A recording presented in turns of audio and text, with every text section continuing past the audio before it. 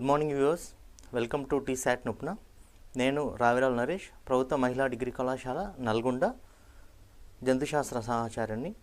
ఈరోజు మనం చర్చించుకోబోయే అంశం జంతుశాస్త్రం 5వ సెమిస్టర్లో ఉన్నటువంటి మూత్రం ఏర్పడే విధానం గురించి. సాధారణంగా జంతువులు శక్తి ఉత్పాదన కోసం వివిధ రకాల పోషక పదార్థాలను ఆహారంగా తీసుకుంటాయి. ఈ పోషక పదార్థాల్లో ఉండేటువంటి బంధన శక్తి కణంలో జరిగేటువంటి వివిధ జీవన ప్రక్రియల ఫలితంగా విడుదలవుతుంది. అయితే ఇలా విడుదలైనటువంటి శక్తిని అవి పెరుగుదలకు, అభివృద్ధికి ఉపయోగించుకుంటాయి. వీటితో పాటు అంటే శక్తి ఉత్పత్తులు జరిగేటువంటి వివిధ ప్రక్రియల్లో శక్తితో పాటు అనేక ఉత్పన్నాలు కూడా ఏర్పడతాయి. వాటిలో ముఖ్యమైనవి కార్బన్ డయాక్సైడ్, జీవక్రియ నీరు, అదేవిధంగా నత్రజని వ్యర్థ పదార్థమైనటువంటి అమ్మోనియా, యూరియా, యూరిక్ ఆమ్లాలు. అయితే ఇందులో ఇలా ఏర్పడ్డటువంటి ఉపోత్పన్నాలైనటువంటి లేదా హానికరమైనటువంటి అవాంఛనీయమైనటువంటి పదార్థాలను దేహం నుంచి మూత్రం అనేటువంటి సజల ద్రవ రూపంలో విసర్జించే ప్రక్రియనే విసర్జనగా చెప్తారు. అయితే ఇక్కడ ఒక విషయం గుర్తుంచుకోవాలి, విసర్జన, మల విసర్జన వేరు. మనం తినే ఆహారంలో ఉండే జీర్ణం కాని పదార్థాలతో కూడిన ఆహారం మల రూపంలో మల విసర్జన ప్రక్రియ ద్వారా విడుదలవుతే, మనం తినే ఆహారంలోని కొన్ని వ్యర్థ పదార్థాలు అంటే టాక్సిన్స్ కావచ్చు, లేకపోతే అధికంగా ఉండే నీరు కావచ్చు. అంటే ఇక్కడ ఇంకో విషయం ఏంటి అంటే, నీరు కూడా అధికమవుతే అది విసర్జక పదార్థం అవుతుంది. అంటే దేహానికి నీరు ఎంత అవసరమో అంతే అధికమవుతే మాత్రం నీరు కూడా విసర్జక పదార్థం అవుతుంది. అంటే దాన్ని తొలగించడానికి కూడా విసర్జన ప్రక్రియ ఎంతో కృషి చేస్తూ ఉంటుంది. అదేవిధంగా శ్వాసక్రియలో ఏర్పడేటువంటి కార్బన్ డయాక్సైడ్, సాధారణంగా శ్వాసక్రియలో ఏర్పడేటువంటి కార్బన్ డయాక్సైడ్ ఊపిరితిత్తుల ద్వారా నిశ్వాసంలో వెలుపలకు విడుదలవుతుంది. అంటే ఇండైరెక్ట్గా ఊపిరితిత్తులు కూడా విసర్జనలో తోడ్పడుతున్నాయి. అదేవిధంగా నత్రజని వ్యర్థ పదార్థాలు, సాధారణంగా మనకు ఆహారంలో నత్రజని ప్రోటీన్ల నుంచి, అమైనో ఆమ్లాల రూపంలో ఉన్న ప్రోటీన్ల నుంచి వస్తాయి.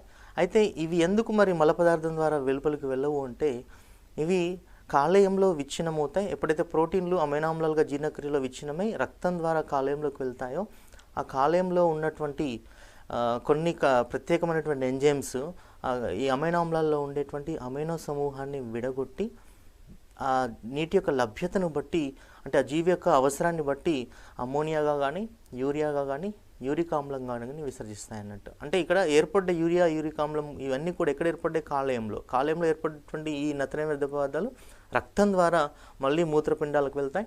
మూత్రపిండాల్లో అవి గాలనానికి గురి అవుతాయి. ఆ సమయంలో మూత్రం ద్వారా వెలుపలికి వెళ్తాయి. అంటే నత్రజని వ్యర్థ పదార్థాలు ఎప్పుడూ కూడా విసర్జన ప్రక్రియలో మూత్రం ద్వారానే వెలుపలికి వెళ్తాయి, కానీ జీర్ణక్రియలో మలం ద్వారా వెళ్ళవు. ఇలా దేహంలో ఏర్పడేటువంటి హానికర అవాంఛనీయమైన పదార్థాలను దేహం నుంచి మూత్రం అనే సజల ద్రవ రూపంలో విసర్జించే ప్రక్రియ విసర్జనగా చెప్తాం. అయితే మూత్రం ఏర్పడే విధానాన్ని అధ్యయనం చేయడానికి ముందు అసలు విసర్జక వ్యవస్థ యొక్క నిర్మాణాన్ని క్లుప్తంగా చూసినట్లయితే, మానవుడి యొక్క విసర్జక వ్యవస్థలో ఒక జత చిక్కుడు గింజ ఆకారంలో ఉన్నటువంటి మూత్రపిండాలు ఉంటాయి. ఇవి ముదురు వెరుపూర్ణంలో ఉంటాయి. వెన్నెముకకు ఇరుభాగంలో కటి ప్రాంతంలో, మానవుడి యొక్క కటి ప్రాంతంలో వెన్నెముకకు ఇరువైపులా ఒక జత మూత్రపిండాలు ఉంటాయి. ఇవే మానవుడిలోని ముఖ్యమైనటువంటి విసర్జకాంగాలు. అంటే దేహంలో ఏర్పడ్డ వ్యర్థ పదార్థాలను, వివిధ జీవన ప్రక్రియల ఫలితంగా ఏర్పడే వ్యర్థ పదార్థాలను రక్తం నుంచి వడపోసి మూత్రం ద్వారా వెలుపలికి పంపించేటువంటి ముఖ్య విసర్జకాంగాలు. వీటి నుంచి వెలువడే మూత్రనాళం ద్వారా ఇవి తయారు చేసిన మూత్రాన్ని ఈ మూత్రకోశంలోకి పంపిస్తాయి. ఆ మూత్రకోశం తర్వాత విసర్జక రంధ్రం ద్వారా వెలుపలికి విసర్జిస్తుంది. అయితే మూత్రపిండం యొక్క నిర్మాణాన్ని సూక్ష్మంగా చూసినప్పుడు మూత్రపిండం యొక్క నిర్మాణంలో మనకు 2 భాగాలు కనిపిస్తాయి. వెలుపలి భాగాన్ని వల్కలం అంటారు, లోపలి భాగాన్ని దవ్వ అంటారు. దవ్వలో మనకు క్యాలిసెస్ అనే నిర్మాణాలు ఉంటాయి. వాటి నుంచి వృక్క ద్రోణి వెలువడుతుంది. వృక్క ద్రోణి నుంచి మూత్రనాళం నుంచి మూత్రకోశం ద్వారా వెలుపలికి వెళ్తుంది. ఇక నెఫ్రాన్ యొక్క నిర్మాణాన్ని పరిశీలించినప్పుడు మనం ఇప్పుడు మూత్రం ఏర్పడే విధానం అనే ఈ అంశానికి సంబంధించి ముఖ్య కారణం ఎవరంటే నెఫ్రాన్. వీటినే మూత్ర స్రావ నాళికలు అంటారు, యూరినిఫెరస్ ట్యూబ్యూల్స్ అంటారు. ఇవి ఒక్కొక్క మూత్రపిండంలో సుమారు 1.2 మిలియన్లు అంటే 12 లక్షల నెఫ్రాన్లు ఉంటాయి. అంటే 2 మూత్రపిండాల్లో కలిపి 24 లక్షల నెఫ్రాన్స్ ఉంటాయి. ఇవి మానవుడి యొక్క విసర్జన యొక్క నిర్మాణాత్మక, క్రియాత్మక ప్రమాణాలు. అంటే మానవుడి మూత్రపిండంలో ఉండే 24 లక్షల నెఫ్రాన్లు కూడా నిర్మాణంలో ఒకే రకంగా ఉంటాయి, చేసే పనిలో కూడా ఒకే రకంగా ఉంటాయి. అందుకే వీటిని నిర్మాణాత్మక క్రియాత్మక ప్రమాణాలు అంటారు. సాధారణంగా ఒక్కొక్క నెఫ్రాన్ 3 నుంచి 4 సెంటీమీటర్ల పొడవు ఉంటుంది. అట్లా 2 మూత్రపిండాల్లో కలిపి కొలిస్తే 240 కిలోమీటర్ల దూరాన్ని కలిగి ఉంటాయి నెఫ్రాన్స్. అంటే ఇంత సూక్ష్మంగా ఉండే ఈ నిర్మాణాలు మానవుడి లోపల మూత్రం అనే ఒక ద్రవాన్ని ఏర్పరిచి మానవుడి ఆరోగ్యానికి కారణమైనటువంటి నిర్మాణాలు అవి. దీని యొక్క నిర్మాణాన్ని చూసినప్పుడు నెఫ్రాన్ యొక్క నిర్మాణంలో సాధారణంగా 2 భాగాలు కనిపిస్తాయి. అందులో ఒకటి మాల్ఫీజియన్ దేహము, దాని నుంచి బయలుదేరినటువంటి పొడవైన మెలికలు పడినటువంటి వృక్క నాళిక. మాల్ఫీజియన్ దేహంలో తిరిగి 2 భాగాలు ఉంటాయి. అందులో ఒకటి రక్తకేశ నాళిక గుచ్చము, రెండోది కప్పు వంటి బౌమన్స్ గుళిక. ఇక ఆ తర్వాత దాని నుంచి బయలుదేరిన వృక్క నాళికలో ఇది సమీపస్థ సంవల్తనాళం, ఆ తర్వాత హెయిర్ పిన్ ఆకారంలో లేదా యు ఆకారంలో ఉండేటువంటి హెన్లీ శిక్యము, అదేవిధంగా దూరస్థ సంవల్త నాళిక, ఆ తర్వాత సంగ్రహణ నాళిక. ఈ అన్ని నిర్మాణాలతో నెఫ్రాన్ ఏర్పడుతుంది. అయితే నెఫ్రాన్లో రక్తం వడపోయబడి మూత్రం అనేటువంటి సజల ద్రవం తయారవుతుంది, వ్యర్థ పదార్థాలతో కూడినటువంటి ద్రవం తయారవుతుంది. ఇది ఎలా జరుగుతుంది, ఏ భాగంలో రక్తంలోని వ్యర్థ పదార్థాలతో కూడిన గాలిత ద్రవం ఎలాంటి మార్పులకు గురి అవుతుందో ఇప్పుడు 1 by 1 చూద్దాం. మూత్రం ఏర్పడే విధానాన్ని పరిశీలించినప్పుడు మూత్రం ఏర్పడే విధానంలో 3 దశలు కనిపిస్తాయి. అందులో ఒకటి సూక్ష్మగాలనం, దీన్నే ఇంగ్లీష్లో అల్ట్రా ఫిల్టరేషన్ అంటారు. నెక్స్ట్ రెండవది నాళికాయుత పునఃశోషణం, దాన్నే రీనల్ ట్యూబులర్ రీఅబ్జార్ప్షన్ అంటారు. అండ్ మూడవది సక్రియ స్రావకం, దాన్నే ట్యూబులర్ సెక్రీషన్ అంటారు. అందులో మొదటిది చూసినట్లయితే సూక్ష్మగాలనం.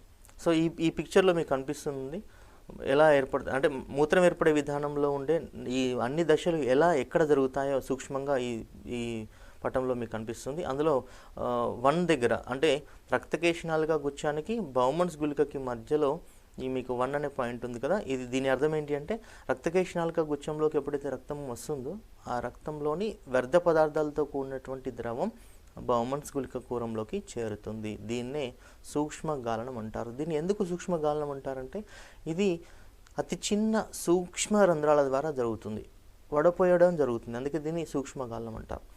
అలా సూక్ష్మగాలనంలో బౌమన్స్ గుళిక కూరంలోకి చేరిన గాలిత ద్రవం ఆ తర్వాత వృక్కనాళిక విధభాగాల గుండా ప్రయాణిస్తుంది. ఆ సమయంలో వృక్కనాళిక విధభాగాలు ఆ గాలిత ద్రవంలోని దేహానికి అవసరమైన పదార్థాలను తిరిగి రక్తంలోకి శోషించుకుంటాయి. దాన్నే నాళికాయుత పునఃశోషణం అంటాం. ఇక 3వ దశలో ఇక్కడ సూక్ష్మగాలనంలో గాలితం కాబడని వ్యర్థ పదార్థాలు తిరిగి రక్తం ద్వారా దూరస్థ సంవల్త నాళికలోకి స్రవించబడతాయి. దీన్నే సక్రియ స్రావకం అంటారు. దీన్ని సక్రియ స్రావకం ఎందుకుంటారంటే ఈ ప్రక్రియకి శక్తి అవసరమవుతుంది, అందుకే దీన్ని సక్రియ స్రావకం అంటాం. ఇక 4వ దశలో ఇక మొత్తానికి అంటే వృక్కనాళిక విధభాగాల్లో సూక్ష్మంగా పునఃశోషణ పూర్తయిన తర్వాత మిగిలిన పూర్తి వ్యర్థ పదార్థాలతో కూడినటువంటి ద్రవము విసర్జన ద్వారా 4వ దశలో విసర్జన ద్వారా వెలుపలికి విడుదలవుతుంది. ఇందులో 1 by 1 చూసినట్లయితే మొదటిది గుచ్చగాలనం. ఈ రకమైన గుచ్చగాలనం అనేటువంటి ఈ మొదటి ప్రక్రియలో ఇది మూత్రం ఏర్పడే విధానంలో మొదటి దశ. ఈ ప్రక్రియలో రక్తకేశ నాళిక గుచ్చంలోని రక్తంలోని వ్యర్థ పదార్థాలతో కూడిన ద్రవం క్రమంగా మెల్లమెల్లగా బౌమన్స్ గుళిక కూరంలోకి చేరుతుంది. దీన్నే రక్తనాళిక గుచ్చగాలనం లేదా సూక్ష్మగాలనం అంటారు. ఫలితంగా బౌమన్స్ గుళిక కూరంలోకి చేరిన ద్రవాన్ని గాలిత ద్రవం లేదా ప్రాథమిక మూత్రం అంటారు. ఇక్కడ మీరు ఒక విషయాన్ని గమనించాలి. ఏంటి అంటే దీన్ని మూత్రంగా పరిగణించట్లేదు. ఎందుకు పరిగణించట్లేదు? గాలిత ద్రవాన్ని మూత్రంగా ఎందుకు పరిగణించట్లేదు అంటే మూత్రానికి ప్రాథమిక మూత్రానికి చాలా తేడాలు ఉన్నాయి. ఒకటి, మూత్రంలో ఈ పిక్చర్లో చూసినట్లయితే గుచ్చగాలనం ఎలా జరుగుతుందో చూడండి. రక్తం ద్వారా వెళ్ళేటువంటి రక్తం ప్రయాణించే సమయంలో రక్తంలోని వ్యర్థ పదార్థాలన్నీ కూడా బౌమన్స్ గుళిక కూరానికి రక్తకేశ నాళిక గుచ్చానికి మధ్యలో ఉండే చిన్న చిన్న రంధ్రాల ద్వారా బౌమన్స్ గుళిక కూరంలోకి చేరడాన్ని మీరు గమనిస్తూ ఉన్నారు. సో ఇలా నిరంతరంగా జరుగుతూ ఉంటుంది. అయితే ఇంకొక విచిత్రం ఏంటంటే ప్రతిరోజు మానవుడి దేహంలో ఉండే 5 నుంచి 6 లీటర్ల రక్తం ప్రతిరోజు నెఫ్రాన్ల నుంచి 400 సార్లు ప్రయాణిస్తుంది. ఇది గుచ్చగాలనం యొక్క స్పెషాలిటీ. నెక్స్ట్, ఒక వ్యక్తి తన జీవిత కాలంలో గాలితం కాబడేటువంటి ద్రవం, అంటే రోజుకి 180 లీటర్ల గాలిత ద్రవం తయారవుతుందండి. అలా ఒక వ్యక్తి తన జీవిత కాలంలో 1 మిలియన్ గాలన్ల నీటిని శుభ్రపరుస్తారు. అంటే ఇది దేనికి సమానం అంటే ఒక చిన్న సరస్సు నింపొచ్చు. ఒక వ్యక్తి మూత్రపిండాలు ఫిల్టర్ చేసినటువంటి ద్రవంతో ఒక సరస్సు అంత స్పెషాలిటీ ఉంటుంది గుచ్చగలనానికి. ఇక ప్రాథమిక మూత్రానికి విసర్జించే మూత్రానికి తేడాలు గమనించినట్లయితే సాధారణంగా గాలిత ద్రవం లేదా ప్రాథమిక మూత్రం బౌమన్స్ గుళికలోకి చేరేటువంటి మొదటి ద్రవం. ఈ ద్రవం సాధారణంగా ప్లాస్మాను, రక్తంలోని ప్లాస్మాను అన్ని విధాలా పోలి ఉంటుంది. అన్ని విషయాల్లో రక్తంలోని ప్లాస్మాను పోలి ఉంటుంది, ఎందుకంటే అది రక్తంలోని ప్లాస్మా నుంచే మనకు గాలితం కాబడుతుంది కాబట్టి. కానీ ఒక చిన్న తేడా ఏంటి అంటే రక్త ప్లాస్మాలో ప్లాస్మా ప్రోటీన్స్ ఉంటాయి, కానీ గాలిత ద్రవంలో ప్లాస్మా ప్రోటీన్స్ ఉండవు. అదేవిధంగా గాలిత ద్రవంలో దేహానికి అవసరమైన కొన్ని లవణాలు, గ్లూకోజ్లు, అమైనో ఆమ్లాలు, విటమిన్లు, అదేవిధంగా వ్యర్థ పదార్థాలైనటువంటి యూరియా లాంటి నత్రజని వ్యర్థ పదార్థాలు కూడా ఉంటాయి. అంటే ఇక్కడ దేహానికి అవసరమైన పదార్థాలు ఉంటాయి, వ్యర్థ పదార్థాలు కూడా ఉంటాయి. అందుకే దీన్ని మనం మూత్రంగా పరిగణించట్లేదు, ప్రైమరీ యూరిన్ లేదా ప్రాథమిక మూత్రంగా పరిగణిస్తున్నాం. ఇలా ప్రాథమిక మూత్రంలో ఉండే దేహానికి అవసరమైన పదార్థాలు నెక్స్ట్ భాగంలోకి వెళ్ళిన తర్వాత అవి తిరిగి పునఃశోషించబడతాయి. అప్పుడు పూర్తిగా వ్యర్థ పదార్థాలతో కూడిన మూత్రంగా మారుతుంది అన్నట్టు. ఇక గుచ్చగాళ్ళం యొక్క ప్రత్యేకతలు చూసినట్లయితే సాధారణంగా గుచ్చగాళ్ళం జరిగే ప్రక్రియలో రోజుకి ఒక మూత్రపిండం సాధారణంగా నిమిషానికి 1 లీటర్ రక్తాన్ని తన గుండా ప్రసరింపజేస్తుంది. అంటే శరీరంలో ఉండే మొత్తం రక్తం 5 నుంచి 6 నిమిషాల్లోనే గాలనం చేయబడుతుంది, ఫిల్టర్ చేయబడుతుంది. అదేవిధంగా ప్రతిరోజు 1100 నుంచి 2000 లీటర్ల రక్తం మూత్రపిండాల ద్వారా ప్రసరిస్తుంది. ఇది దేహంలో ఉండే రక్త గర్భ పరిమాణానికి, అంటే దేహంలో సాధారణంగా 5 నుంచి 6 లీటర్ల మూత్రం ఉంటుంది కాబట్టి దాంతో పోల్చుకుంటే దీని పరిమాణం సుమారు 275 రెట్లు ఎక్కువగా ఉంటుంది. ప్రతిరోజు మానవుడి 2 మూత్రపిండాలు కలిసి రోజుకి 180 లీటర్ల గాలిత ద్రవాన్ని ఏర్పరుస్తాయి. అంటే నిమిషానికి 125 మిల్లీలీటర్ల గాలిత ద్రవాన్ని తయారు చేస్తాయి. కానీ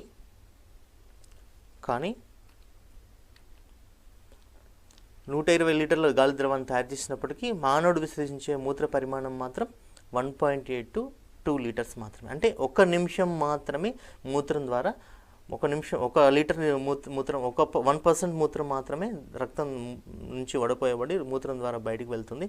మిగిలిన 99% ఆఫ్ గాలిత ద్రవం తిరిగి రక్తంలోకి శోషించబడుతుంది. అయితే గుచ్చగాలనం జరగాలి అంటే రక్తకేశనాలుగా గుచ్చంలో ఉండే రక్తంలోని ద్రవాలు బౌమన్స్ గుళిక కురంలోకి చేరాలి అంటే ఖచ్చితంగా పీడనం తోడ్పడాలి. అలా గుచ్చగాలనానికి తోడ్పడే పీడనాలు సాధారణంగా 4 రకాలుగా ఉంటాయి. అందులో కొన్ని పీడనాలు ఏమో ప్రోత్సహిస్తే గుచ్చగాలనాన్ని, కొన్ని పీడనాలు గుచ్చగాలనాన్ని వ్యతిరేకిస్తాయి. అందులో గుచ్చగాలనాన్ని ప్రోత్సహించేటువంటి పీడనాన్ని గ్లోమరులస్ రక్త జలస్థితిక పీడనం అంటారు. అంటే రక్తకేశనాలిక గుచ్చంలోని రక్తం కలిగించే జలస్థితిక పీడనం, దీన్నే ఇంగ్లీష్లో షార్ట్కట్లో జీబీహెచ్పి అంటారు. ఇదేమో రక్తంలో జరిగే గుచ్చగాలనాన్ని ప్రోత్సహిస్తుంది. అదేవిధంగా రెండవ పీడనం గుళిక ద్రవ జలస్థితిక పీడనం, దీన్నే క్యాప్సులార్ హైడ్రోస్టాటిక్ ప్రెజర్ అంటారు. ఇది గుచ్చగాలనాన్ని వ్యతిరేకిస్తుంది, దానికి వ్యతిరేకంగా పనిచేస్తుంది. అదేవిధంగా కొలాయిడల్ ద్రవాభిసరణ పీడనం బీసీఓపి అంటారు. ఇది కూడా గుచ్చగాలనానికి వ్యతిరేకంగా పనిచేస్తుంది. ఇది ప్రోత్సహిస్తే ఈ రెండు వ్యతిరేకిస్తాయి. ఇది సుమారు 55 మిల్లీమీటర్ల పాదరస పీడనాన్ని కలిగి ఉంటే మొత్తానికి చివరగా నికర వడపోత పీడనం వల్ల, అంటే ఇది ప్రోత్సహిస్తుంది, ఈ రెండు వ్యతిరేకిస్తున్నాయి కదా, ఫలితంగా మనకు నికర వడపోత పీడనం అనేటువంటి ఒక పీడనం ఏర్పడుతుంది.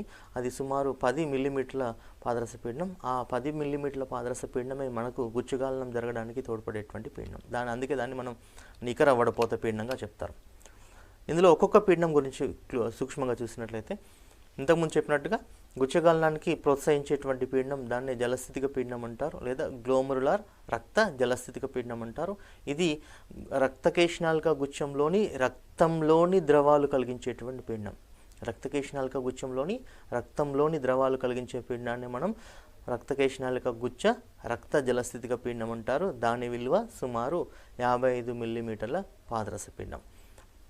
దీనికి వ్యతిరేకంగా పనిచేసే పీడనాల్లో మొదటి పీడనం బౌమన్స్ గుళికలోని ద్రవం కలిగించేటువంటి ద్రవ పీడనం. బౌమన్స్ గుళికలో గాలిత ద్రవం ఉంటుంది కదండి, ఆ ద్రవం ఒక పీడనాన్ని కలిగిస్తుంది. ఆ పీడనాన్ని ద్రవ పీడనం అంటారు. అది సుమారు 15 మిల్లీమీటర్ల పాదరస పీడనం. అదేవిధంగా జలస్థితిక పీడనానికి వ్యతిరేకంగా పనిచేసే పీడనాల్లో రెండవ పీడనం రక్తకేశనాళిక గుచ్చంలోని రక్తంలో ఉండే ప్లాస్మా ప్రోటీన్లు కూడా గుచ్చగాలనానికి వ్యతిరేకంగా పనిచేస్తాయి, గుచ్చగాలనం జరగకుండా అడ్డుకుంటాయి.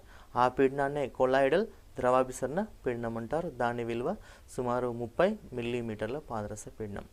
ఇక అసలు గుచ్చగాలనం జరగడానికి తోడ్పడే నికర వడపోత పీడనం, అంటే ఒకటేమో ప్రోత్సహిస్తే రెండు వ్యతిరేకిస్తున్నాయి కదా, వాటిలోంచి ఇది తీసేస్తే వచ్చే పీడనాన్ని మనం నికర వడపోత పీడనం అంటారు. దాని విలువ సుమారు 10 mmHg.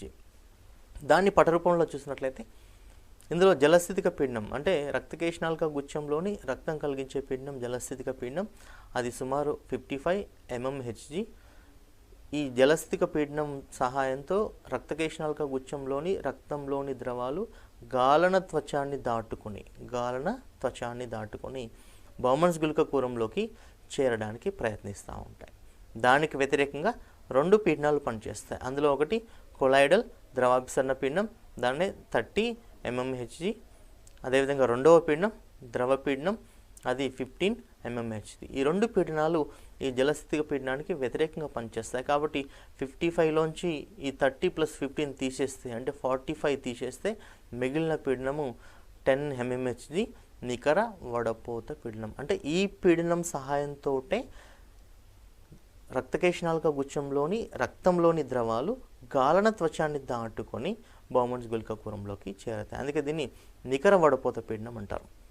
ఇక ఈక్వేషన్స్ రూపంలో చూసినట్లయితే నికర వడపోత పీడనం ఏర్పడాలి అంటే జలస్థితిక పీడనంలోంచి గుళిక జలస్థితిక పీడనాన్ని అదేవిధంగా కొలాయిడల్ ద్రవాభిసరణ పీడనాన్ని తీసివేస్తే వచ్చేటువంటి పీడనాన్ని నికర వడపోత పీడనం అంటారు.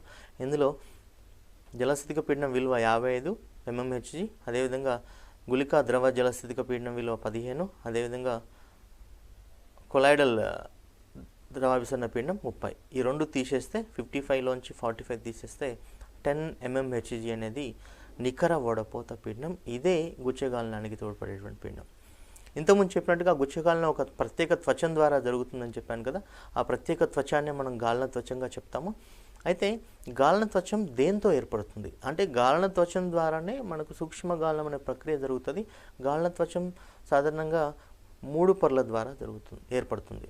అందులో మొదటిది రక్తకేశనాళికల ఎండోథీలియం, రెండవది ఉపకళ త్వచం, మూడవది ఆధార త్వచం. రక్తకేశనాళిక లోపల ఉండే పొరనే రక్తకేశనాళిక ఎండోథీలియం అంటారు. అదేవిధంగా ఉపకళా త్వచం అనేది బౌమన్స్ గుళిక కూరంలో ఉండేటువంటి త్వచం. ఈ రెండు త్వచాల మధ్యలో ఉండే మూడో త్వచమే ఆధార త్వచం. అంటే రక్తకేశనాళిక గుచ్చంలోని రక్తంలోని ద్రవాలు బౌమన్స్ గుళిక కూరంలోకి చేరాలి అంటే ఈ మూడు త్వచాలతో కూడిన గాలన త్వచాన్ని దాటుకుంటూ రావాలి. ఇప్పుడు గాలన త్వచం యొక్క నిర్మాణాన్ని పటరూపంలో చూసినట్లయితే ఇది రక్తకేశనాళిక గుచ్చంలోని రక్తము, ఇది బౌమన్స్ గుళిక కూరంలోని ద్రవము. ఇందులో ఈ రెడ్ కలర్లో కనిపిస్తున్నటువంటి కణాలు రక్తకేశనాళిక గుచ్చంలోని ఎండోథీలియల్ కణాలు. అదేవిధంగా ఇక్కడ కొంచెం కోన్ షేప్లో లేదా శంకువాకారంలో ఉండేటువంటి ఈ నిర్మాణాలు కనిపిస్తున్నాయి కదా, ఇవి బౌమన్స్ గుళిక కూరంలో ఉండేటువంటి బౌమన్స్ గుళిక త్వచాన్ని ఆవరించుతూ ఉండేటువంటి ఉపకళా కణాలు. అయితే బౌమన్స్ గుళిక కూరంలో ఉండే ఉపకళా కణాలని ప్రత్యేకంగా పాదపీయ కణాలు అంటారు లేదా పోడోసైట్ కణాలు అంటారు. సో ఈ పాదపీయ కణాలతో ఉపకళా కణ త్వచం ఏర్పడుతుంది బౌమన్స్ గుళిక కూరంలో. ఇది బౌమన్స్ గుళిక కూరం ఆవరించినటువంటి ఉపకళా కణ త్వచం. అదేవిధంగా ఇది రక్తకేశనాళికను ఆవరించినటువంటి ఎండోథీలియం. ఈ రెండింటి మధ్యలో బ్లూ కలర్లో కనిపిస్తున్నది ఆధార త్వచం. అంటే మొత్తానికి రక్తకేశనాళిక గుచ్చంలో ఉండే రక్తంలోని వ్యర్థ పదార్థాలతో కూడిన ద్రవం బౌమన్స్ గుళిక కూరంలోకి చేరాలి అంటే ఈ మూడు త్వచాలను దాటుకుంటూ వెళ్ళాలి. అయితే గాలన త్వచంలో ఉండే పాదపీయ కణాలని ఈ ప్రత్యేక కణాల మధ్యలో చిన్న చిన్న గ్యాప్స్ ఉంటాయి, చీలికలు ఉంటాయి, రంధ్రాలు ఉంటాయి. వీటినే గాలన చీలికలు అంటారు, ఫిల్ట్రేషన్ స్లిట్స్ అంటారు.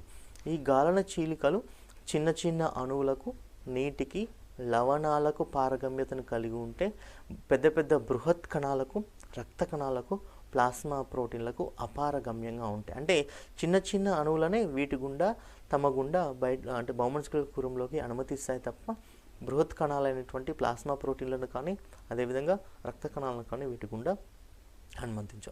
ఇట్లా అంటే మొత్తానికి దేహానికి అవసరమైనటువంటి ముఖ్యమైన ప్రోటీన్లైన ప్లాస్మా ప్రోటీన్లని, దేహానికి అవసరమైన బృహత్ కణాలైన రక్త కణాలని ఆపడం ద్వారా దేహంలో వాటి నష్టాన్ని నివారిస్తాయి గాలన త్వచాలు. అదేవిధంగా బౌమన్స్ గుళిక కూరంలోకి రక్తకేశనాళిక గుచ్ఛంలోని రక్తం రావడానికి తోడ్పడే ఏంటి అంటే పీడనం అని చెప్పుకున్నాక ఇంతకుముందు మనకు 4 రకాల పీడనాలు తోడ్పడతాయని. ఇంతకీ రక్తకేశనాళిక గుచ్ఛంలో పీడనం ఎలా డెవలప్ అవుతుంది, ఎలా ఏర్పడుతుంది అని చూసినట్లయితే రక్తకేశనాళిక గుచ్ఛంలో గుచ్చగాలనం జరగడానికి కావాల్సిన పీడనానికి కారణం ఏంటి అంటే రక్తనాళాల పరిమాణంలో ఉండేటువంటి వ్యత్యాసం. మీరు సూక్ష్మంగా గమనించినట్లయితే సాధారణంగా నెఫ్రాన్కి రక్తాన్ని అందించే రక్తనాళాలని అభివాహి ధమనిక అంటారు. ఇది వృక్క ధమని యొక్క శాఖ. అదేవిధంగా నెఫ్రాన్ నుంచి రక్తాన్ని వెలుపలికి తీసుకెళ్లేటువంటి శాఖని అపవాహి ధమనిక అంటారు. సో అభివాహి ధమనిక ద్వారా రక్తము రక్తకేశనాళిక గుచ్ఛంలోకి చేరుతుంది. అదేవిధంగా అపవాహి ధమనిక ద్వారా రక్తము రక్తకేశనాళిక గుచ్ఛాన్ని విడిచి తిరిగి వృక్క సిర ద్వారా మళ్ళీ గుండెని చేరుతుంది. ఇక్కడ మీరు సూక్ష్మంగా గమనించినట్లయితే అభివాహి ధమనిక వ్యాసం కంటే అపవాహి ధమనిక వ్యాసం అపవాహి ధమనిక వ్యాసం 2 రెట్లు చిన్నదిగా ఉంటుంది. అంటే అభివాహి ధమనిక వ్యాసం డబుల్గా ఉంటుంది, పరిమాణంలో రెట్టింపు పరిమాణంలో ఉంటుంది అపవాహితో పోల్చుకుంటే. అదేవిధంగా అభివాహి ధమనిక వ్యాసం రక్తకేశనాళిక గుచ్ఛంలో ఉండేటువంటి రక్తకేశనాళికలతో పోల్చుకుంటే చాలా పెద్దదిగా ఉంటుంది. అంటే అభివాహి ధమనిక ద్వారా అధిక రక్తం రక్తకేశనాళిక గుచ్ఛంలోనికి రావడానికి ప్రయత్నిస్తూ ఉంటే రక్తనాళాలు చిన్నగా ఉండడం వల్ల అందులో పీడనం ఏర్పడి ఆ పీడనం అందులో ఉండే ద్రవాలను వేగంగా బౌమన్స్ గుళిక కూరంలోకి పంపించడానికి తోడ్పడుతుంది. దీన్ని మనం గుచ్చగాలనంగా చెప్తాము. అదేవిధంగా గుచ్చగాలనంగా తోడ్పడే పీడనంగా చెప్తారు. ఇక రెండవ ప్రక్రియ మూత్రం ఏర్పడే విధానంలో రెండవ ప్రక్రియ అదే నాళికాయుత పునఃశోషణం. సాధారణంగా గుచ్చగాలన ప్రక్రియలో బౌమన్స్ గుళిక కూరంలోకి చేరినటువంటి గాలిత ద్రవం, దాన్ని మనం ఇంతకుముందు చెప్పినట్టుగా ప్రాథమిక మూత్రంగా చెప్పుకున్నాము. అది తర్వాతి భాగం నెఫ్రాన్లో తర్వాతి భాగమైనటువంటి వృక్క నాళిక యొక్క వివిధ భాగాల గుండా ప్రయాణిస్తుంది. ఇలా ప్రయాణించేటప్పుడు ఇంతకుముందు చెప్పినట్టుగా ప్రాథమిక మూత్రంలో మన దేహానికి అవసరమైన అంశాలు కూడా ఉంటాయి కాబట్టి ఆ అంశాలని తిరిగి దేహంలోకి పీల్చుకోవాలి, శోషించబడాలి. లేకపోతే దేహం వాటిని నష్టపోయేటువంటి అవకాశం ఉంటుంది. కాబట్టి ఖచ్చితంగా ప్రాథమిక మూత్రంలో ఉండేటువంటి అంశాలన్నీ తిరిగి రక్తంలోకి చేరబడాలి. తిరిగి రక్తంలోకి చేరబడాలి అంటే ఖచ్చితంగా వాటిలో ఉండే అంశాలు తిరిగి శోషణ ద్వారా పునః శోషణ ప్రక్రియ ద్వారా తిరిగి రక్తంలోకి చేరాలి. ఈ ప్రక్రియ నిర్వర్తించేదే వృక్క నాళిక వివిధ భాగాల గుండా గాలిత ద్రవం, సూక్ష్మగాలనంలో ఏర్పడేటువంటి గాలిత ద్రవం ఈ భాగాల గుండా ప్రయాణించే సమయంలో ఈ భాగాల్లో ప్రయాణించే సమయంలో ఆ గుచ్చగాలనంలో గాలితంలో ఉండేటువంటి ద్రవాలన్నీ కూడా లేదా రసాయనాలన్నీ కూడా తిరిగి దేహానికి అవసరమైన అన్నీ కూడా తిరిగి రక్తంలోకి శోషించబడతాయి. మీకు ఇక్కడ గ్రీన్ కలర్లో RNA లెటర్స్తో ఉన్నవన్నీ కూడా రీఅబ్జార్ప్షన్ అంటారు, శోషణ అంటారు. అంటే నెఫ్రాన్లోని వృక్కనాళికలో ఉండేటువంటి అన్ని భాగాల్లో కూడా దాదాపు ఏదో ఒక అంశం శోషణకు గురి అవుతూ ఉంటుంది.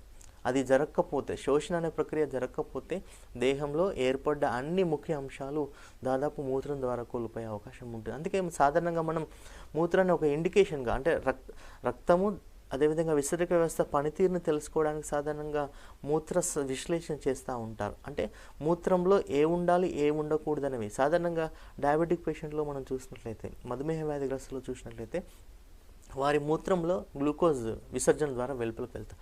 ఆరోగ్యవంతమైన మానవుల్లో ఎవరిలో కూడా ఒక్క అణువు గ్లూకోజ్ కూడా ఉండదు. కానీ మధుమేహ వ్యాధిగ్రస్తుల్లో, ఎందుకంటే మధుమేహ వ్యాధిగ్రస్తుల్లో షుగర్ లెవెల్స్ లేదా రక్తంలో గ్లూకోజ్ పరిమాణం సాధారణంగా 100 మిల్లీగ్రాముల కంటే ఎక్కువగా ఉంటుంది. కొంతమందిలో 200-400 వరకు ఉంటుంది.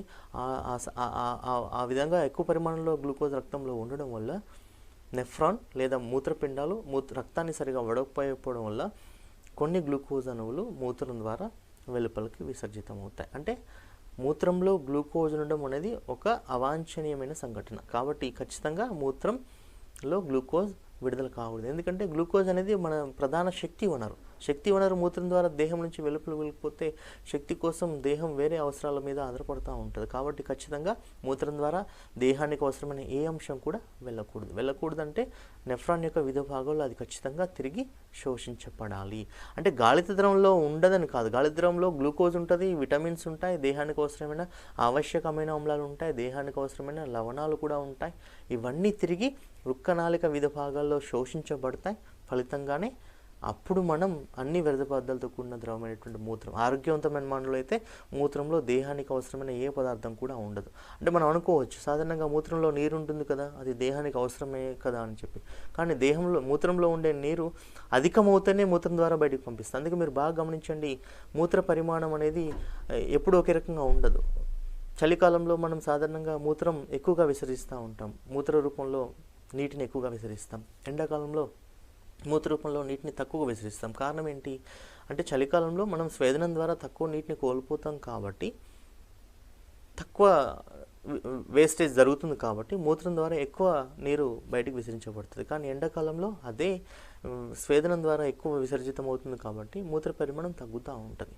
అదేవిధంగా మూత్రం యొక్క వర్ణాన్ని బట్టి కూడా మనం చెప్పుకోవచ్చు. అంటే మెడికేషన్ లేకుండా ఆరోగ్యంగా ఉన్న వ్యక్తి మూత్రం వైట్ కలర్లో ఉంటే సాధారణంగా అది ఆరోగ్యంగా ఉన్నట్టు, పసుపు వర్ణంలో లేదా రెడ్డిష్ కలర్లో ఉంది అంటే ఏదో ఒక మూత్ర విసర్జకు సంబంధించిన లేదా మూత్రానికి సంబంధించినటువంటి ప్రాబ్లమ్స్ ఉన్నట్టు.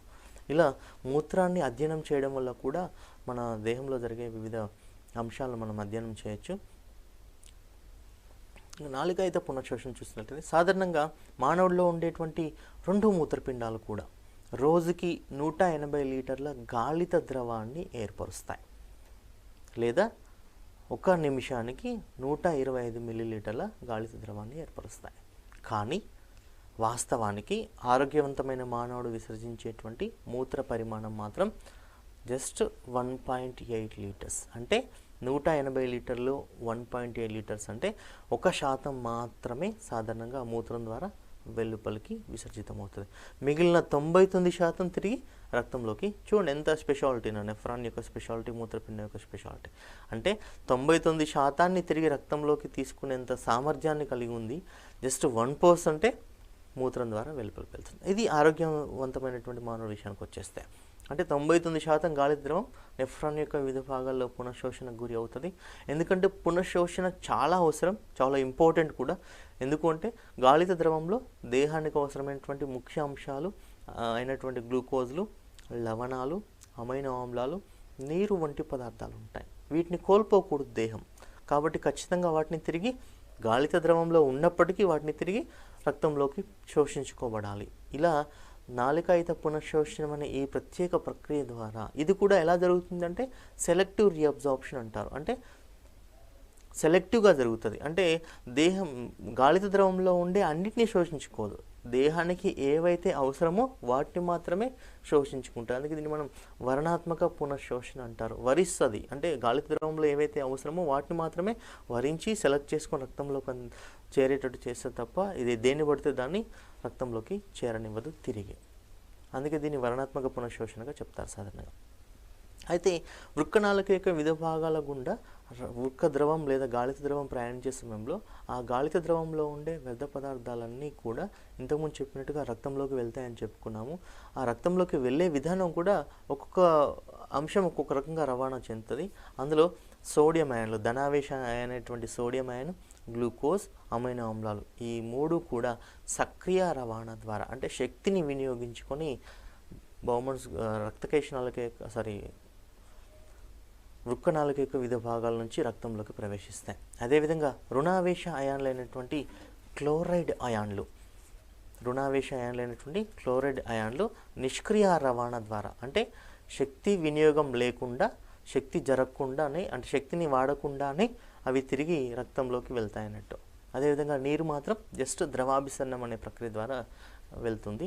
ఇలా ఎక్కడ జరిగినా కానీ పునఃశోషణ ఎక్కడ జరిగినా కానీ సోడియం, గ్లూకోజ్, అమైనో ఆమ్లాలు సక్రియ రవాణా ద్వారా, రుణావేశ అయాన్లు నిష్క్రియ రవాణా ద్వారా, నీరు ద్రవాభిసరణం ద్వారా తిరిగి రక్తంలోకి ప్రవేశిస్తూ ఉంటుంది. అయితే నాలుకాయిత పునఃశోషణ సాధారణంగా ఇంతకుముందు చెప్పినట్టుగా వృక్కనాళిక యొక్క వివిధ భాగాల్లో జరుగుతుంది. అందులో మొదటి భాగమైన పూర్వ సంవల్త నాళికలో జరుగుతుంది, రెండవ భాగమైనటువంటి హెన్లీ శిఖ్యంలో, మూడో భాగమైనటువంటి పరసంవల్త నాళిక లేదా దాన్ని దూరస్థ సంవల్త నాళిక అంటారు. ఇక చివరి భాగమైన సంగ్రహణ నాళిక. ఇలా 4 భాగాల్లో కూడా ఒక్కొక్క భాగంలో ఒక్కొక్క అంశం ఒక్కొక్క పర్సంటేజ్ రూపంలో ఒక్కొక్క నిష్పత్తిలో పునఃశోషణ చెందుతుంది. అది 1 by 1 చూద్దాం. అందులో మొదటిగా చూసినట్లయితే పూర్వ సంవల్త నాళిక. పూర్వ సంవల్త నాళిక మొత్తం నెఫ్రాన్లోకి వెళ్ళి అతి ముఖ్యమైన అంశం పునఃశోషణకి. ఎందుకంటే మొత్తం నెఫ్రాన్లో 66% పునఃశోషణ ఇక్కడ జరుగుతుంది. ముఖ్యంగా నీటి పరంగా చూస్తే 66% నీరు పూర్వ సంవల్త నాళికలోనే జరుగుతుంది. అందుకే నాళిక అయితే పునఃశోషణకి ముఖ్యమైనటువంటి భాగం, పునఃశోషణ అత్యధికంగా జరిగేటువంటి భాగం. ఇక దీని యొక్క నిర్మాణాన్ని పరిశీలించినప్పుడు పూర్వ సంవల్త నాళిక లోపల అంతా కూడా ఉపకళా కణాలు ఉంటాయి, గణాకారంలో ఉండే ఉపకళా కణాలు. కానీ వాటి స్వేచ్ఛ అంచులు అనేక సూక్ష్మ నాళికలను కలిగి ఉంటాయి, మైక్రోవిల్లే అంటారు, వాటిని కలిగి ఉంటాయి. ఇవి కలిగి ఉండడం వల్ల అంటే ఇంతకుముందు చెప్పినట్టుగా పూర్వ సంవల్త నాళికలో అధిక పునఃశోషణ జరుగుతుందని చెప్పుకున్నాం కదా. ఆ పునఃశోషణ తలం పెరగాలి అంటే అది ముడతలు పడి ఉండాలి. అలాంటి ముడతలను కలిగి ఉంటాయి, మైక్రోవిల్లని కలిగి ఉంటాయి వీటిలో ఉండే గణాకార ఉపకళా కణాలు. సో ఈ భాగంలో ఏమేమి మార్పులు జరుగుతాయంటే, ఈ భాగంలోకి ఎప్పుడైతే గాలిత ద్రవంలో ప్రవేశించగానే ఆ గాలిత ద్రవంలో ఉండే సుమారు 66% నీరు పునఃశోషణ జరుగుతుంది. అదేవిధంగా సుమారు 60 నుంచి 70% వరకు లవణాలు శోషించబడతాయి. అదేవిధంగా దేహానికి అవసరమైన ముఖ్య పోషణ అంశాలైనటువంటి గ్లూకోజ్లు, అమైనో ఆమ్లాలు, వైటమిన్స్ అన్నీ కూడా ఈ భాగంలోనే ఎక్కువ శాతం ఈ భాగంలోనే శోషణ గురి అవుతాయి. సుమారు 70 నుంచి 80% వరకు లవణాలు, నీరు కూడా ఈ భాగంలోనే శోషణకు గురి అవుతుంది. ఇంతకుముందు చెప్పినట్టుగా పూర్వ సంవల్త నాళిక వృక్క నాళికలో భాగం కాబట్టి సోడియం, గ్లూకోజ్, అమైనో ఆమ్లాలు సక్రియ రవాణా ద్వారా శోషణ గురి అవుతాయి. రుణావేశ అయాన్లు నిష్క్రియ రవాణా ద్వారా, నీరు ద్రవాభిసరణం ద్వారా శోషణ గురి అవుతుంది. ఇక రెండవ భాగం నెఫ్రాన్లో రెండవ భాగమైనటువంటి వృక్క నాళికలో రెండవ భాగమైనటువంటి హెన్లీ శిక్యంలో పునఃశోషణ ఎలా జరుగుతుందని చూసినట్లయితే సాధారణంగా హెన్లీ శిక్యం మూత్రపిండం యొక్క దవ్వలో ఉంటుందండి. ఈ హెన్లీ శిక్యం యొక్క నిర్మాణం పరిశీలించినప్పుడు అందులో హెన్లీ శిక్యంలో 2 బాహువులు ఉంటాయి. వల్కలం నుంచి దవ్వ వైపు ప్రయాణించే భాగం దాన్నే అవరోహిణి భాగం అంటారు. అట్లే దవ్వ నుంచి వల్కలం వైపు వెళ్ళేటువంటి భాగం దాన్నే ఆరోహిణి భాగం అంటారు. అవరోహిణి భాగం వల్కలం నుంచి దవ్వకు వస్తే, అదేవిధంగా ఆరోహిణి భాగం దవ్వ నుంచి వల్కలానికి వెళ్తుంది. సో అవరోహిణి బాహు ఎప్పుడు కూడా పల్చగా ఉంటుంది. ఎందుకంటే అవరోహిణి బాహు లోపల వైపు ఎప్పుడు కూడా సరళ శలకల ఉపకల చేత ఆవరించబడుతుంది. అదే ఆరోహిణి బాహు మందంగా ఉంటుంది, ఎందుకంటే అది గణాకార ఉపకల చేత ఆవరించబడి ఉంటుంది కాబట్టి. ఇక హెన్లీ శిక్యంలోకి ప్రవేశించిన తర్వాత గాలిత ద్రవంలో ఏమేమి మార్పులు వస్తాయి, పునఃశోషణ వల్ల ఏమేమి మార్పులు వస్తాయని చూసినట్లయితే అంటే పూర్వ సంవల్త నాళికలోంచి గాలిత ద్రవం హెన్లీ శిక్యంలోకి చేరగానే సుమారు 15% నీరు శోషణ గురి అవుతుంది. కాబట్టి గాలిత ద్రవం యొక్క పరిమాణం ఆటోమేటిక్గా తగ్గిపోతుంది.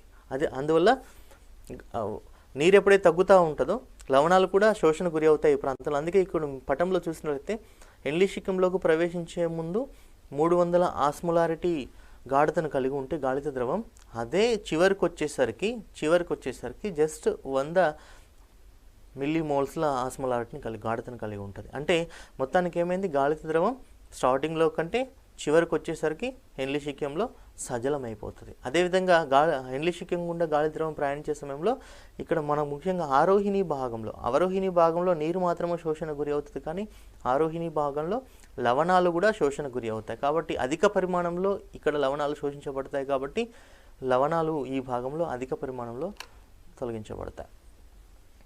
అందులో హెన్లీ శిక్యంలోని ఆరోహిణి బాహులో పునఃశోషణ ఎలా జరుగుతుందో చూద్దాం. ఇంతకుముందు చెప్పినట్టుగా అవరోహిణి బాహు వలకరం నుంచి దవ్వ వరకు విస్తరిస్తుంది.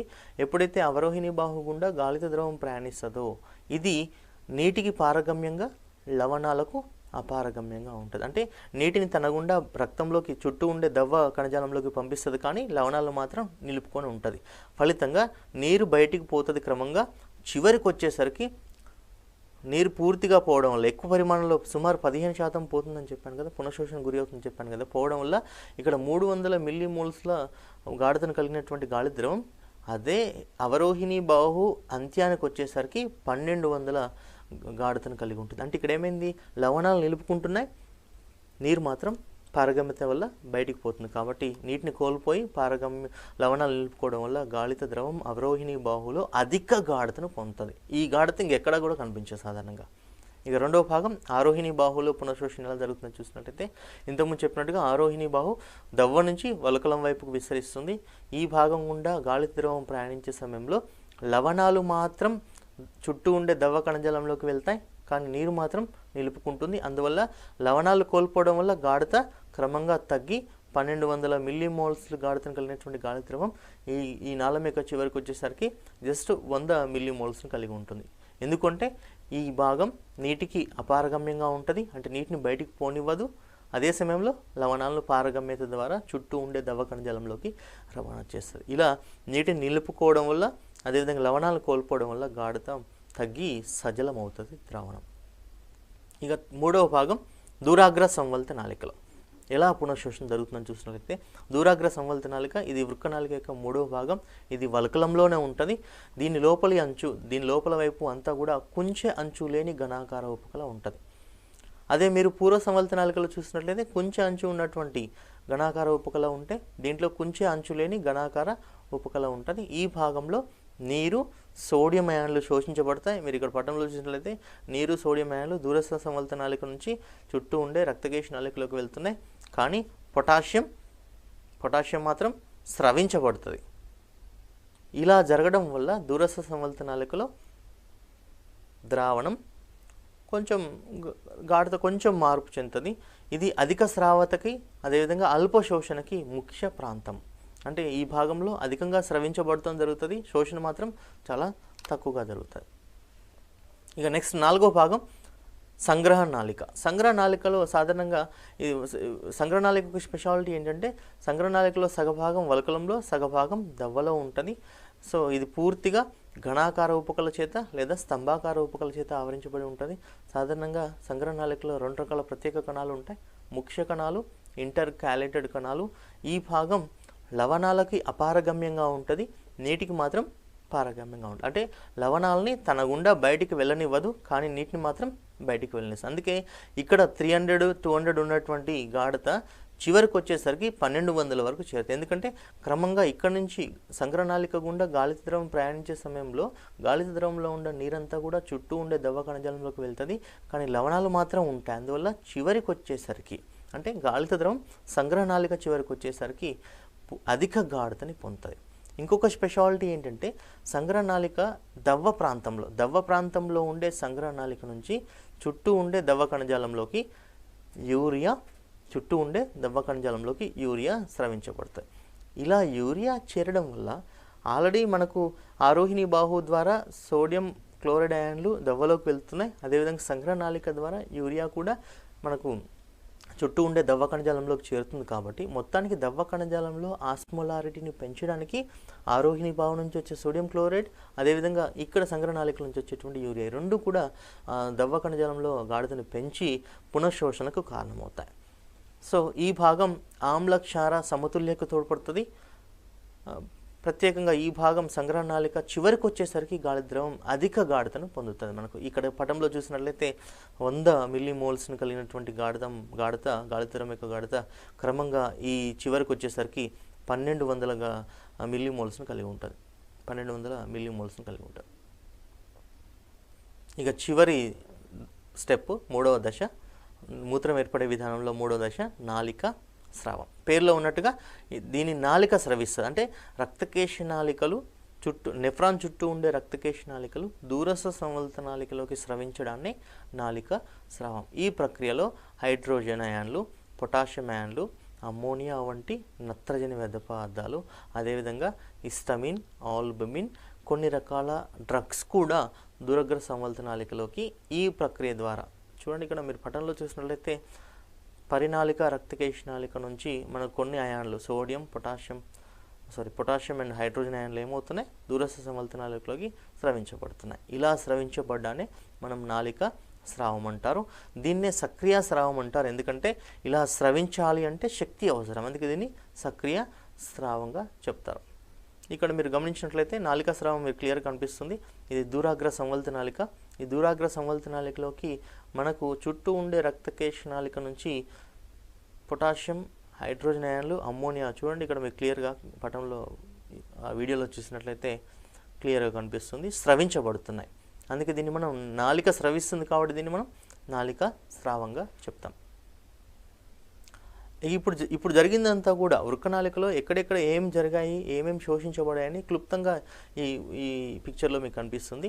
ఇందులో ఇది సమీపస్థ సంవల్త నాళిక. ఇందులో మన గ్లూకోజ్, అమైనో ఆమ్లాలు, ప్రోటీన్లు, విటమిన్స్, అదేవిధంగా లాక్టేట్ అనే ఒక డైసాకరైడ్, యూరియా, యూరిక్ ఆమ్లం ఇవన్నీ కూడా సమీపస్థ సంవల్త నాళికలోకి శోషించబడ్డాయి. సమీపస్థ సంవల్త నాళికలను చుట్టూ ఉండే కణజాలంలోకి శోషించబడ్డాయి. ఆ తర్వాత హెన్లీ శిక్యంలో అవరోహిణి బాహు నుంచి నీరు శోషించబడితే, అదేవిధంగా ఆరోహిణి బాహు నుంచి సోడియం, పొటాషియం, క్లోరైడ్ శోషించబడ్డాయి. అదేవిధంగా ఇది దూరస్థ సంవల్త నాళికలో సోడియం, క్లోరైడ్ యాన్లు, బైకార్బోనేట్ యాన్లు, నీరు శోషించబడింది.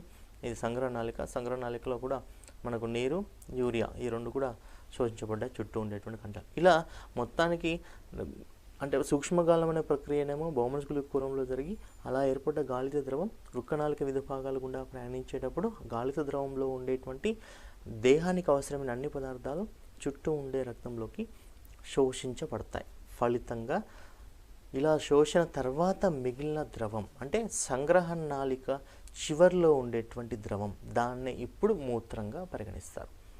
ఈ మూత్రం మనకి ఎక్కడ ఏర్పడింది? సంగ్రహ నాళికలో ఏర్పడింది. సంగ్రహ నాళికలు ఎక్కడున్నాయి? నెఫ్రాన్లో ఉన్నాయి. సో ఈ సంగ్రహ నాళిక నెక్స్ట్ తర్వాతి భాగమైనటువంటి సంగ్రహ నాళంలోకి తెరుచుకుంటుంది. కాబట్టి ఈ మూత్రం సంగ్రహ నాళంలోకి, అక్కడ నుంచి బెల్లిని నాళం ద్వారా సాధారణంగా నెఫ్రాన్ యొక్క మూత్రపిండం యొక్క సూక్ష్మాంకురం ద్వారా వృక్క ద్రోణిలోకి వెళ్తుంది. వృక్క ద్రోణి నుంచి ఆ తర్వాత మూత్రనాళం ద్వారా మూత్రాశయంలోకి, అక్కడ నుంచి వెలుపలికి విసర్జించబడుతుంది. అంటే ఇక్కడ దేహం నుంచి వెలువడేటువంటి మూత్రం దేహానికి అవసరం లేని వ్యర్థ పదార్థాలతో కూడి ఉంటుంది. ఇంతకుముందు చెప్పినట్టుగా నీరు కూడా అధికమవుతే వ్యర్థ పదార్థం అవుతుంది. ఎందుకంటే మీరు గమనించినట్లయితే మూత్రంలో 95% నీరే ఉంటుంది. 2% అంటే 20 నుంచి 25 గ్రాముల యూరియా. ఎందుకంటే మానవుడు ఒక యూరియోటెలిక్ జీవి కావడం వల్ల మానవుడి విసర్జించేటువంటి మూత్రంలో యూరియానే ఉంటుంది. సాధారణంగా ఎక్కువగా ఉండేది యూరియా. ఓకే, మిగతా అమోనియా, యూరిక్ ఆమ్లాలు సాధారణంగా తక్కువ పరిమాణంలో ఉంటాయి కానీ తక్కువ పరిమాణంలో ఉంటాయి. డామినేటింగ్ నత్రజని వ్యర్థ పదార్థం ఏంటి అంటే యూరియా. ఎందుకంటే మానవుడు ఒక యూరియోటెలిక్ జీవి కావడం వల్ల మానవుడికి నీటి లభ్యత మాధ్యమంగా ఉండడం వల్ల అతను యూరియా రూపంలో నత్రజని వ్యర్థ పదార్థాలను విసరిస్తాడు. కాబట్టి మానవుడిని యూరియోటెలిక్ జంతువుగా చెప్పడం జరుగుతుంది. ఇక మనం విసర్జక వ్యవస్థకు మూత్రం ఏర్పడే విధానానికి సంబంధించి కొన్ని మెడికల్ టర్మ్స్ చూసినట్లయితే, పదాలు చూసినట్లయితే అందులో మొదటి పదం ఏన్యూరియా. ఏన్యూరియా అంటే పేరులో ఉన్నట్టుగా ఏ అంటే యాబ్సెంట్, న్యూరియా అంటే యూరిన్. ఇక్కడ యూరిన్ యొక్క మూత్రం ఏర్పడే పద్ధతి సరిగా జరగకపోవడం వల్ల మూత్రం సరిగా ఏర్పడదు, పూర్తిగా ఏర్పడదు. అందుకే దీన్ని ఏన్యూరియా అంటారు. Next oligo urea.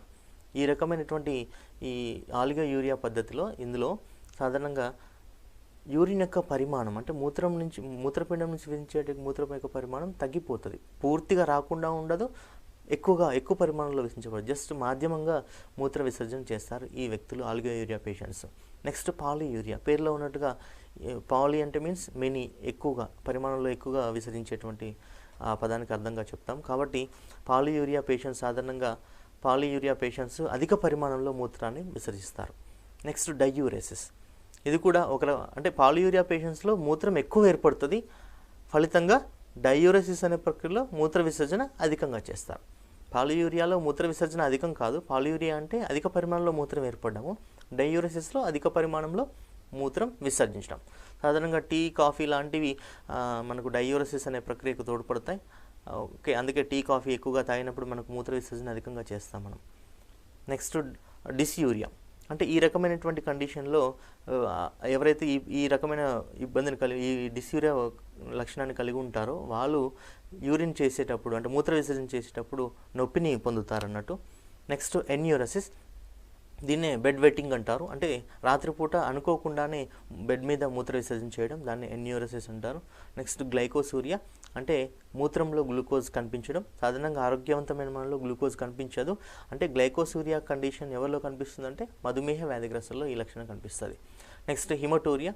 అంటే రక్తం లోపల ఇంతకుముందు చెప్పినట్టుగా రక్త కణం ఒకటి కూడా కనిపించకూడదు, కానీ ఈ రకమైన పేషెంట్స్లో, ఈ రకమైన లక్షణాలు కలిగిన వ్యక్తుల్లో మూత్రంలో రక్తం కనిపిస్తుంది. ఎర్రక్త కణాలు మూత్రంలో కనిపిస్తాయి వీటిలో. నెక్స్ట్ పైయూరియా. ఈ రకమైన లక్షణాన్ని కలిగినటువంటి వ్యక్తుల్లో తెల్ల రక్త కణాలు కానీ లేదా పస్సెల్స్ చీము కణాలు కానీ మూత్రంలో కనిపిస్తాయి. Next lymph urea. ఈ రకమైన లక్షణాన్ని కలిగినటువంటి వ్యక్తుల్లో యూరిన్లో మూత్రం లోపల మనకు లింఫ్ అంటే శోషరసం కూడా రావడాన్ని లింఫ్ యూరియా అంటారు. Next ketonuria. ఈ రకమైన లక్షణాన్ని కలిగిన వ్యక్తుల్లో మూత్రం లోపల మనకు కీటోన్ బాడీస్ ఎప్పుడు ఏర్పడతాయి సాధారణంగా మధుమేహ వ్యాధిగ్రస్తులో కీటోన్ బాడీస్ ఏర్పడతాయండి. ఎందుకు అంటే మధుమేహ వ్యాధిగ్రస్తులో గ్లూకోజ్ లభ్యత సరిగా లేకపోవడం వల్ల దేహం శక్తి ఉత్పత్తి కోసం క్రొవ్వుల్ని ఆహారంగా శక్తి ఉత్పత్తి కోసం వాడుకుంటూ ఉంటుంది. క్రొవ్వుల్ని వాడుకున్న సందర్భంలో కీటోన్ బాడీస్ అనే వ్యర్థ పదార్థాలు ఏర్పడతాయి. అవి విషతుల్యమైన పదార్థాలు. అవి మూత్రం ద్వారా బయటికి విడుదలవుతూ ఉంటాయి. నెక్స్ట్ నాక్టూరియా అంటే రాత్రిపూట మూత్ర విసర్జన కోసం నిద్ర లేవడం. సాధారణంగా నిద్రపోయిన సందర్భంలో మూత్ర విసర్జన చేయడం మనకు రాదు, అంటే ఆలోచన కూడా రాదు. కానీ ఈ నాక్టూరియా పేషెంట్స్లో ఏంటి అంటే మూత్ర విసర్జన కోసం లేస్తారు. నెక్స్ట్ యూరీమియా. ఈ రకమైనటువంటి పేషెంట్స్లో మూత్రం లోపల అధిక పరిమాణంలో యూరియా ఉండడం, అంటే 2 to 3% ఉంటుంది సాధారణంగా యూరియా పరిమాణం మూత్రంలో, కానీ ఈ పేషెంట్స్లో ఎక్కువగా ఉంటుంది. అందుకే దీన్ని యూరిమియా అంటారు. అదేవిధంగా యూరోలిత్ కండిషన్ ఏంటి అంటే మనకు ఇంతకుముందు చెప్పినట్టుగా కిడ్నీ స్టోన్స్ అంటాం కదా, అంటే యూరినరీ ట్రాక్లో అంటే మూత్ర నాళిక లోపల రాళ్ళు ఏర్పడడం. సాధారణంగా రాళ్ళు అనుకుంటాం మనం తినే ఆహారంలో ఉండే రాళ్ళు అనుకుంటాం, కానీ అలా కాదండి. మనం తినే ఆహారంలో ఉండేటువంటి కాల్షియం ఆక్సలేట్ అనేటువంటి నిర్మాణాలు సాధారణంగా ఎప్పుడైతే మనం నీటిని సరిగా తీసుకోమో ఈ కాల్షియం ఆక్సలేట్ అనేటువంటి నిర్మాణాలు మూత్రం యొక్క వివిధ భాగాల లోపల ఒకదాంతో ఒకటి అతుక్కుని పోయి చిన్న చిన్న రాళ్ళని ఏర్పరుస్తాయి. ఈ రాళ్ళు సాధారణంగా బయటికి వెళ్ళకపోవడం వల్ల సాధారణంగా మూత్ర విసర్జనలో మనకు నొప్పి కలుగుతుంది. అదేవిధంగా మూత్ర విసర్జనలో నొప్పి కలగడం వల్ల అక్కడ చీము ఏర్పడము, రక్తం రావడం జరుగుతూ ఉంటుంది. కాబట్టి వాటిని లేజర్ ప్రక్రియ ద్వారా లేదా సౌండ్ వేవ్స్ను ఉపయోగించి ఇప్పుడు ఎలాంటి సర్జరీ లేకుండానే మూత్రపిండాల్లో ఏర్పడేటువంటి లేదా మూత్రనాళంలో ఏర్పడేటువంటి మూత్రాశయంలో ఏర్పడే రాళ్ళను తొలగిస్తున్నారు. వీటన్నిటికి కూడా ముఖ్య రెమెడీ ఏంటి అంటే అధికంగా నీటిని తాగడమే ముఖ్యమైనటువంటి రెమెడీ. అంటే మూత్రం ఏర్పడే విధానం అనే ఈ ప్రక్రియ సజావుగా జరగాలి అంటే మనం ఖచ్చితంగా రోజు సరైన మోతాదులో నీరు తీసుకోవాలి. ఎందుకంటే సాధారణంగా మూత్రనాళం లోపల ఇంకొక విచిత్రం ఏంటి అంటే అబ్బాయిలతో పోల్చుకుంటే అమ్మాయిలకు మూత్రనాళ ఇన్ఫెక్షన్స్ ఎక్కువగా వస్తాయి. ఎందుకంటే అమ్మాయిల లోపల మూత్రనాళం యొక్క పొడవు తక్కువగా ఉంటుంది, అబ్బాయిల్లో మూత్రనాళం యొక్క పొడవు ఎక్కువగా ఉంటుంది. కాబట్టి అబ్బాయిలతో పోల్చుకుంటే అమ్మాయిలకు మూత్రనాళ ఇన్ఫెక్షన్స్ ఎక్కువగా వస్తాయి. అయినప్పటికీ నీటిని తాగడం ద్వారా మూత్రనాళంలో ఏర్పడేటువంటి ఇన్ఫెక్షన్స్ను మనం తగ్గించుకోవచ్చు. ఇది క్లుప్తంగా మనం ఈరోజు చెప్పుకునేటువంటి మూత్రం ఏర్పడే విధానం అనేటువంటి అంశం. ఇది జంతుశాస్త్రంలోని తృతీయ సంవత్సర విద్యార్థులకు 5వ సెమిస్టర్లో భాగంగా ఫిజియాలజీలో శరీరధర్మ శాస్త్రంలో ఈ అంశం ఉంది. దీనికి సంబంధించి మనం సాధారణంగా మూత్రం ఏర్పడే విధానానికి సంబంధించి చాలా టెస్టులు చేస్తూ ఉంటాం. ఈ డాక్టర్ దగ్గరికి వెళ్ళినప్పుడు ఏదైనా యూరిన్లో ఎల్లో కలర్ రావడం కానీ లేదా యూరినేషన్లో పెయిన్ ఉన్నప్పుడు కానీ సాధారణంగా డాక్టర్ దగ్గరికి వెళ్ళినప్పుడు ఒక పరీక్ష చేస్తారు. దాన్ని మనం క్యూ టెస్ట్ అంటారు, అంటే complete urine examination. Complete urine examination చేయడం ద్వారా మనం యూరినరీ ట్రాక్లో మూత్రనాళంలో ఏమైనా ఇన్ఫెక్షన్స్ ఉన్నాయా లేకపోతే మూత్రనాళం ఏదైనా ఇబ్బంది గురి అవుతుందని కూడా తెలుసుకోవచ్చు. ఇది ఈరోజు మనం చర్చించుకున్నటువంటి అంశం. తదుపరి అంశంతో మీ ముందుకు మళ్ళీ వస్తాను. Thank you.